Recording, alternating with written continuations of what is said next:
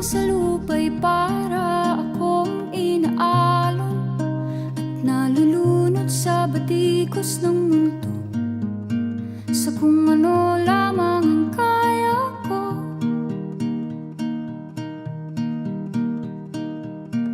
Bigang-biga na sa mga problemang di masolusyonan agad, parang wala nang bukas. Pwede bang umiwas? Hinahanap ang sarili, ngunit di nakakayanan sa ligaw na dinadaanan ko. Saan na to patungo? Saan ako patungo?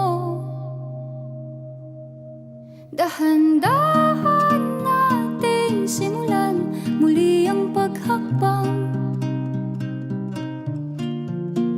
Dahan-dahan tumingin sa salamin upang makita ang ating kagandahan. Dahan-dahan iangat ang mukha upang masilayan ang payapang kalangitan. Oo, pagod ka na,